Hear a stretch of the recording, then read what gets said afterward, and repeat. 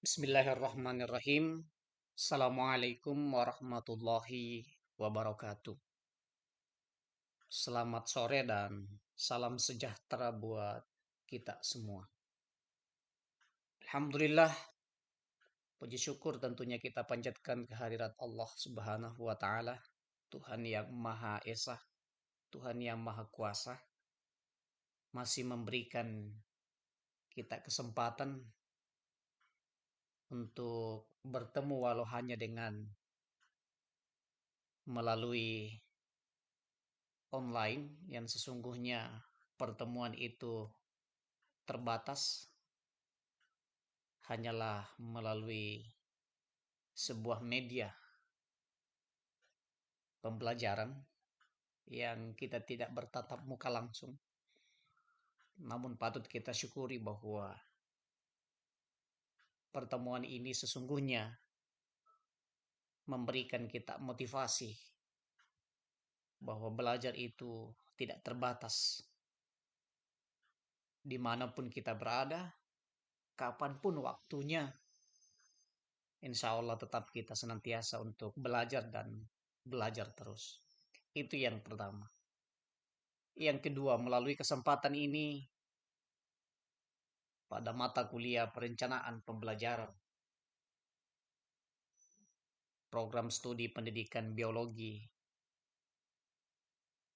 Hari ini kita fokus membahas tentang penentuan kriteria ketuntasan minimal, di mana ini sering kita dengar singkatannya bahwa penentuan KKM. Ya, KKM perlu kita ketahui bahwa atau dapat kita artikan bahwa kriteria paling rendah untuk menyatakan bahwa peserta didik telah mencapai ketuntasan belajar. Jadi KKM itu bisa berarti kriteria paling rendah yang sesungguhnya menjadi tolak ukur bagi peserta didik dalam mencapai ketuntasan belajarnya. Baik ketuntasan belajar dari segi SKL-nya, ketuntasan belajar dari segi kompetensi dasarnya, maupun ketuntasan belajar dari segi indikator pencapaian dari pembelajarannya. Ini yang pertama. Yang kedua, KKM itu juga bisa diartikan sebagai kriteria ketuntasan belajar yang ditentukan oleh satuan pendidikan pada awal tahun berdasarkan hasil musyawarah. Jadi KKM itu adalah ketuntasan belajar. Ya. Namun, ketuntasan belajar ini tentu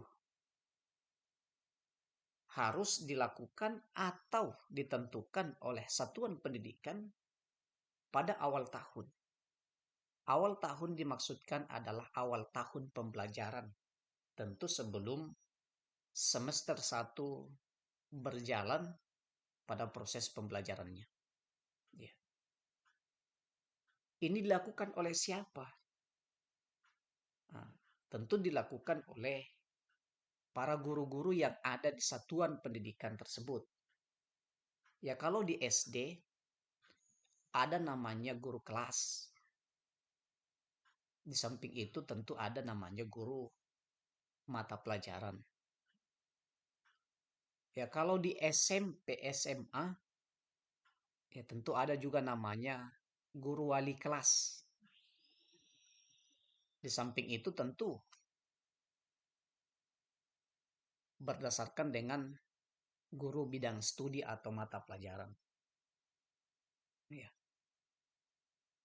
Kalau di SD, dari kelas 1 sampai 6 dikenal sebagai guru kelas, lalu kemudian ditambah dengan guru bidang studi seperti pendidikan agama Islam dan PJOK, pendidikan jasmani olahraga dan kesehatan. Kesemuanya ini itu bermusyawarah untuk menentukan atau menetapkan ya, sebagai kriteria kelulusan minimal dalam sebuah instansi atau sekolah tersebut. Selanjutnya keputusan dari hasil musyawarah ini ditetapkanlah oleh kepala sekolah yang nantinya menjadi benar-benar sebuah kriteria kelulusan minimal. Selanjutnya, di samping KKM ini ditetapkan oleh sekolah pada awal tahun, perlu memperhatikan 3 hal. Ini masih menyangkut tentang pengertian atau hal yang dimaksud dengan KKM itu sendiri. Yang pertama adalah kompleksitas. Jika kita berbicara kompleksitas, berarti kita berbicara tentang tingkat kerumitan atau susahnya ya, dalam sebuah pencapaian. Lalu apa yang kita mau identifikasi dalam hal pencapaian ini? Adalah mengidentifikasi indikator. Indikator ini sebagai apa? Sebagai penanda tercapainya kompetensi dasar. Jadi kompleksitas itu adalah keseluruhan hal yang menjadi pertimbangan oleh karena adanya hal rumit dalam sebuah penanganan dalam satuan pembelajaran tersebut demi tercapainya kompetensi dasar. Yang kedua adalah intake. Intake ini adalah kemampuan rata-rata peserta didik. Nah, tentu di awal tahun kita ada namanya deteksi dini. Deteksi dini inilah kita bisa mengambil sebuah kesimpulan bahwa kemampuan rata-rata peserta didik itu seperti apa. Jika diibaratkan atau direntangkan dalam sebuah nilai, itu berkisar 0 sampai 100, kira-kira letaknya di mana ini? Yang ketiga adalah daya dukung. Jika kita berbicara tentang daya dukung, tentu kita berorientasi pada ketersediaan sumber belajar. Berarti ini mengarah tentang sarana dan prasarana dalam sebuah satuan pendidikan. Ya. Dari dasar ini, ketiga dasar ini tentu meski kita telah menentukan standar kelulusan minimal dalam sebuah mata pelajaran di sebuah instansi, satu kali selama 1 tahun itu, tetapi bisa juga dilaksanakan dengan menentukan KKM setiap awal semester. Kenapa demikian? Karena poin ketiga ini merupakan hal yang menjadi dasar dalam menentukan KKM. Seperti misalkan di bidang olahraga atau PJOK. Di semester pertama, sarana prasarananya masih sedang kita lihat. Maksudnya, ya apa adanya lah untuk melaksanakan sebuah praktik. Tetapi karena seiring dengan berjalannya pembangunan selama 6 bulan misalkan, tersedia lapangan yang cukup memadai untuk melakukan praktik. Maka dengan itu bisa saja KKM dari PJOK ini bisa kita tetapkan naik ya, atau kita tingkatkan dari penentuan KKM sebelumnya di semester pertama. Begitu juga bidang studi yang lain seperti biologi, fisika, dan lain sebagainya di tingkat SMP, SMA. Karena daya dukung di semester 2 ini berbeda dengan daya dukung di semester pertama, bisa saja KKM bidang studi biologi fisika di semester pertama berbeda dengan KKM di semester yang kedua. Selanjutnya ada rambu-rambu dalam hal menentukan KKM. Yang pertama perlu diketahui bahwa KKM ditetapkan pada awal tahun pelajaran oleh satuan pendidikan berdasarkan hasil musyawarah. Nah, seperti itu tadi yang saya sampaikan. Yang kedua, ketuntasan belajar setiap indikator yang telah ditetapkan dalam suatu kompetensi dasar berkisar 0 sampai 100%. Dari dasar 0 sampai 100% ini, maka nilai KKM dinyatakan dalam bentuk bilangan bulat dengan rentang nilai 0 sampai 100. Maksudnya seperti apa ini? Jika pada saat kita menentukan KKM misalkan terjadi angka yang tidak bulat, contohnya 65,57 sekian misalkan. Nah, dalam KKM ini tentu dibulatkan, ya, dibulatkan. 65,5 misalkan itu berarti sudah menjadi 66. Ya, sudah menjadi 66. Kemudian selanjutnya adalah nilai KKM harus dicantumkan dalam laporan hasil belajar peserta didik. Mengapa ini harus dicantumkan?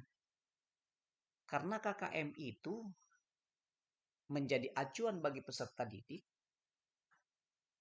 kemudian menjadi evaluasi bagi guru yang mengajar, juga menjadi evaluasi, menjadi acuan bagi orang tua atau wali peserta didik.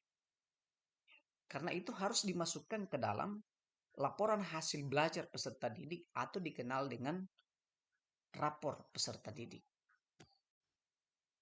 Selanjutnya kita berbicara tentang fungsi KKM. Sebagai acuan bagi peserta didik dalam menilai kompetensinya sesuai KD mata pelajaran yang diikuti. Ya. Jadi KKM ini merupakan acuan bagi peserta didik itu sendiri. Tentang apa ini? Tentang hal kompetensinya dalam menyelesaikan KKM di setiap kompetensi dasar pada mata pelajaran yang diikuti. Jadi contohnya PJOK misalkan di bidang matematika dan lain sebagainya, tentu peserta didik mampu menyelesaikan dirinya. Ya, meski bukan ahli, meski bukan tidak terlalu menonjol dia punya kelebihan di situ, tapi setidaknya dia mampu mencapai KKM atau kompetensi pada mata pelajaran tersebut. Kemudian yang kedua, dapat digunakan sebagai bahan evaluasi program pembelajaran yang dilaksanakan di sekolah. Jadi KKM itu digunakan juga sebagai bahan evaluasi. Artinya apa? Bahwa ketika tahun ini, misalkan lulusan kita dengan sebelumnya ditetapkan KKM 65, lalu kemudian mereka banyak yang lulus dan lulus mereka itu betul-betul di atas dari nilai yang telah kita tetapkan, misalkan 80, 85, ya tentu menjadi bahan evaluasi buat kita bahwa ke depan bisa ditingkatkan. Tetapi sebaliknya juga demikian. Jika kita sudah menetapkan di awal tahun bahwa tingkat kelulusan minimal tahun ini misalkan 75, lalu kemudian mereka ada yang sifatnya tidak mencukupi dari kriteria kelulusan minimal itu, tentu juga menjadi bahan evaluasi bahwa ke depan ya tentu menjadi bahan pertimbangan. Apakah KKM ini ditetapkan 75 atau diturunkan? Ya, tetapi lagi-lagi tadi kita berdasar dari 3 komponen itu. Jadi baik dari intake-nya siswa, kemudian daya dukungnya, kemudian dari segi kompleksitas. Kemudian fungsi yang ketiga merupakan kontrak pedagogik antara pendidik dengan peserta didik dan satuan pendidikan dengan masyarakat. Perlu diketahui bahwa pedagogik di sini salah satu keterampilan yang harus dimiliki oleh guru. Ya. Berbicara pedagogik tentu mengarah kepada pengetahuan seorang guru tentang siswanya, tentang kelasnya, tentang teknik cara mengajarnya. Ya. Jadi ini merupakan kontrak kita sebagai guru terhadap siswa. Begitu juga siswa terhadap pengalaman belajar yang kita berikan di dalam kelas. Ya. Kemudian lebih dari itu, antara pendidik dengan peserta didik, lebih dari itu adalah satuan pendidikan dengan masyarakat. Ya. KKM ini berfungsi juga menjadi kontrol atau tolak ukur keberhasilan sebuah instansi, sebuah satuan pendidikan, itu penilaian dari masyarakat. Bahwa seperti ini pada instansi yang dimaksudkan. Kemudian yang keempat merupakan target satuan pendidikan dalam pencapaian kompetensi tiap mata pelajaran. Jadi KKM itu merupakan target. Target satuan pendidikan. Ya. Bukan hanya target guru. Tetapi secara keseluruhan, ya jika di SD dari kelas 1 sampai kelas 6, dari bidang studi A sampai bidang studi B misalkan, ya, itu secara keseluruhan. Kenapa demikian? Karena target satuan pendidikan. Bukan hanya target satuan bidang studi dan lain sebagainya. Tetapi merupakan target satuan pendidikan dalam mencapai kompetensi tiap mata pelajaran. Ya. Selanjutnya ada mekanisme penetapan KKM. Jadi penetapan KKM mekanismenya ada 3. Yang pertama adalah prinsip penetapan KKM. Kemudian langkah-langkah penetapan KKM. Selanjutnya barulah penentuan KKM. Prinsip penetapan KKM itu yang pertama adalah dilakukan melalui analisis ketuntasan belajar minimal pada setiap indikator dengan memperhatikan kompleksitas intake peserta didik dan daya dukung. Jadi kita lebih diarahkan untuk melihat indikator, tetapi dengan cara memperhatikan kompleksitasnya, indeksnya siswa, kemudian daya dukung atau sarana prasarana yang ada dalam sebuah instansi itu. Kemudian yang kedua KKM-KD merupakan rata-rata dari KKM indikator yang terdapat dalam kompetensi dasar tersebut. Dimaksudkan di sini bahwa untuk mencapai KKM kompetensi dasar, tentu kita berangkat dari KKM indikator. Ya, yang terdapat dalam kompetensi dasar itu sendiri. Kemudian yang ketiga adalah KKM setiap SK merupakan rata-rata KKM yang terdapat dalam SK tersebut. Nah, ini sama. Jadi ada standar kompetensi, ada kompetensi dasar, ada indikator, ada standar kelulusan atau SKL, dan ada namanya KKM, kriteria kelulusan minimal. Prinsip yang ketiga ini itu berangkat dari KKM SK, standar kompetensi. Ya, ini merupakan rata-rata KKM yang terdapat dalam SK tersebut.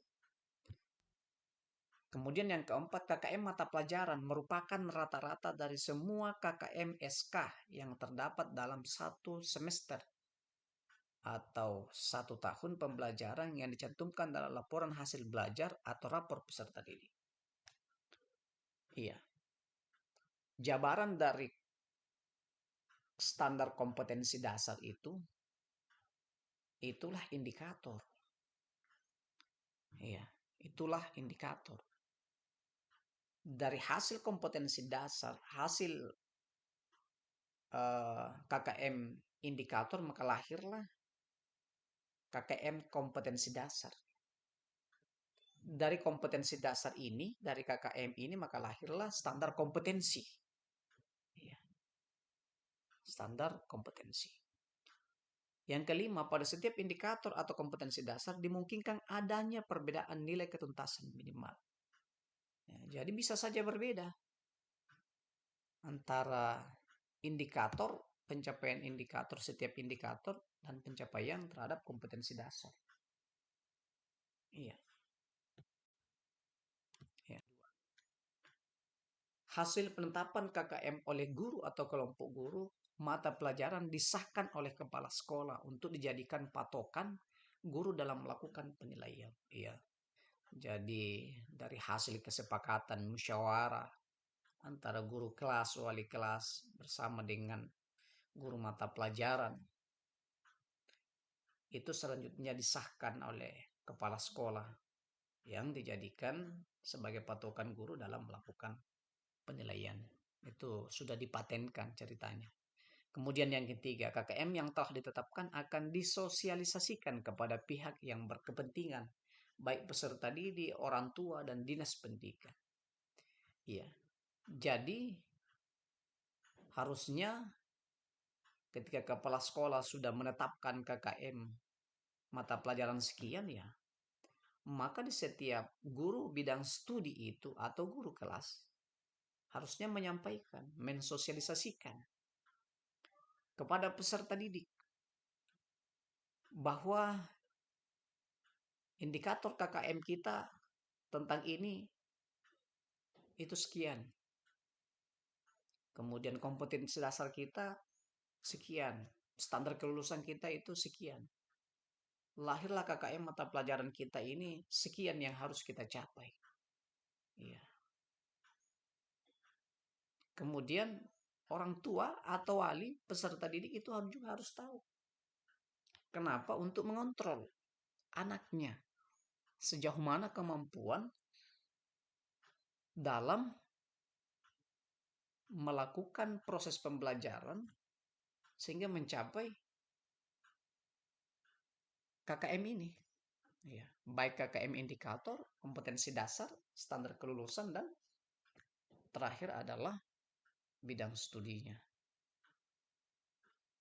Kemudian selanjutnya dinas pendidikan ini kan ada perpanjangan tangan. Biasanya ke sekolah itu ada pengawas namanya. Ya, tentu ini akan dilihat langsung sebagai bahan laporan baik kepala sekolah kepada pengawas, pengawas selanjutnya ke kabupaten, dinas kabupaten untuk melaporkan bahwa satuan pendidikan si A misalkan B dan lain sebagainya itu mempunyai standar kelulusan atau kriteria kelulusan minimal itu sekian. Kemudian yang keempat, KKM dicantumkan dalam laporan hasil belajar pada saat hasil penilaian dilaporkan kepada orang tua. Ya, jadi pada saat penulisan rapor ataupun di format lapor itu sendiri tentu ada format khusus mengenai tentang KKM. Ya, KKM bidang studi yang dilaporkan atau ditulis dalam rapor siswa atau peserta didik yang selanjutnya tentu akan dilihat oleh para orang tua atau wali peserta didik. Selanjutnya penentuan KKM. Tentu kita kembali kepada yang tiga ini. Yang pertama adalah kompleksitas, intake peserta didik, dan daya dukung. Ya, berbicara tentang kompleksitas. Nah ini, kompleksitas tinggi apabila dalam mencapai kompetensi diperlukan. Yang pertama guru. Memahami kompetensi yang harus dicapai peserta didik. Jadi guru itu harus memahami kompetensi didiknya seperti apa. Ya. Kemudian guru itu harus kreatif dan inovatif dalam melaksanakan pembelajaran. di abad 21 ini atau 4.0, tentu guru semakin diharapkan untuk senantiasa memberikan proses pembelajaran itu yang di samping menantang siswa juga tentu memberikan solusi dalam setiap permasalahan yang dihadapi. Meskipun demikian, guru diharapkan sebagai sutradara dalam hal pembelajaran, tetapi lebih dari itu tentu guru sebagai solusi dalam setiap permasalahan yang dihadapi oleh siswa. Kemudian persoalan waktu memang ini cukup lama karena perlu pengulangan. Artinya apa? Ada proses remedial jika yang belum mencapai standar kelulusan secara maksimal, dan ada pengayaan bagi peserta didik atau siswa yang telah mencapai standar kelulusan yang maksimal. Kemudian selanjutnya adalah peserta didik. Peserta didik di sini adalah penalaran dan kecermatan peserta didik yang tinggi. Ya. Jadi kalau kompleksitasnya tinggi itu tentu diharapkan peserta didik mampu dalam hal penalaran, kemudian kecermatannya. Selanjutnya adalah daya dukung. Daya dukung itu ada 5. Yang pertama, ketersediaan tenaga. Tenaga yang dimaksudkan di sini adalah semua stakeholder yang ada di dalam satuan pendidikan itu, baik dari tenaga pendidiknya, kemudian tenaga teknisnya. Ini yang dimaksud ketersediaan tenaga. Lebih dari itu tentu juga diharapkan partisipasi siswa. Kemudian yang kedua adalah sarana dan prasarana pendidikan yang diperlukan. Berbicara daya dukung ini tentu sarana dan prasarana pendidikan yang diperlukan, baik yang menjadi sumber belajar maupun tempat kita belajar. Ini sangat berperan sekali dalam menentukan sebuah KKM dari segi daya dukung. Kemudian yang ketiga adalah biaya operasional pendidikan. Ya tentu di saat ini program dana BOS itu, biaya operasional sekolah diharapkan sekali mampu memberikan manfaat yang seluas-luasnya, sebanyak-banyaknya untuk kepentingan pendidikan baik siswa itu sendiri maupun program guru yang sifatnya peningkatan kompetensi. Ini sangat diharapkan. Ini biaya operasional pendidikan tentu sangat mendukung, menjadi pertimbangan dalam hal menentukan KKM. Yang keempat adalah manajemen sekolah. Manajemen sekolah di sini adalah bagaimana pengelolaan sebuah instansi yang baik, pengelolaan terhadap proses pembelajarannya maupun pengelolaan dari segi keuangan di sebuah instansi itu. Yang kelima adalah kepedulian stakeholder sekolah. Stakeholder sekolah itu tidak hanya dimaksudkan bahwa tenaga yang ada di dalam ruang lingkup instansi tersebut, tetapi keterkaitan dengan masyarakat luar yang menjadi stakeholder dari sekolah itu. Sering kita sebut saat ini kan ada namanya komite. Komite itu kan perwakilan dari baik orang tua, siswa atau peserta didik, juga perwakilan dari masyarakat sekitar yang bisa membantu nantinya dalam hal proses penyelenggaraan pendidikan yang ada di dalam. Selanjutnya ada namanya intake. Intake ini adalah tingkat kemampuan rata-rata peserta didik. Ini sebagai contoh saja. Kebetulan saya mengajar di kelas 5. Ya. Jadi alurnya seperti ini. Untuk mengetahui intake peserta didik itu, misalkan kelas 5 dapat didasarkan pada nilai rata-rata rapor IPA kelas 4 SD semester genap. Misalkan bidang studi IPA,